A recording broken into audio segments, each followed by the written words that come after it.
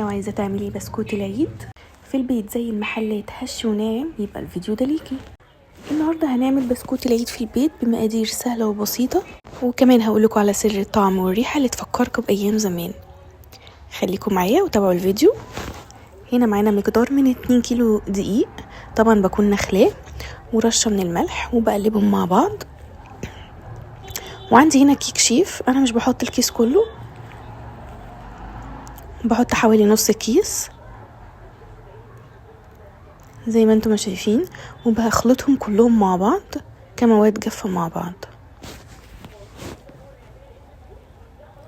طبعا التكاية يا جماعة في الدقيق ان احنا لازم ننخله الاول، لازم النخل. هنا عندي بقى كيلو زبدة، انا بستخدم هنا زبدة فرن، وهنا عندي حتة من الزبدة النيوزيلندي دي بقى بصوا بتخلي الطعم حكاية يا جماعة، دي سر من اسرار البسكويت. وهنا بقى بكون بخلطهم في العجان، بخلط الزبدة مع بعض لحد ما تبقى ناعمة.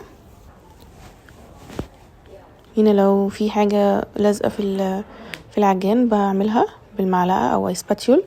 هنا بقى معايا السكر يا جماعة، سكر ناعم، انا هنا لازم استخدم في حلويات العيد سكر ناعم. بحط بمقدار حوالي 650-700 جرام سكر على الكمية بتاعتي. عايزينها تبقى مسكرة حطوا سكر. هنا زي ما انتم شايفين بخلطهم كلهم مع بعض، وبالتالي هي زي ما انتم شايفين اتخلطوا. يبقى كده عندي السكر والزبده الفرن وحته نيوزيلندي. هنا عندي بقى ايه، نشادر على كوبايه لبن يا جماعه، واقلبهم كويس. وعندي هنا حوالي مقدار من 9 بيضات كاملين، وبحط عليهم 4 فانيليا من كوكس، احنا بحبها جدا من كوكس. هنا ال4 هم الفانيليا، وببدأ ان انا احط والعجينة شغالة معايا بحط بيضة، يعني انزل ببيضة او 2 مع بعض. انا عندي هنا كان بينزلوا 2 مع بعض، لو نزلوا ال2 مع بعض عادي مفيش مشكلة.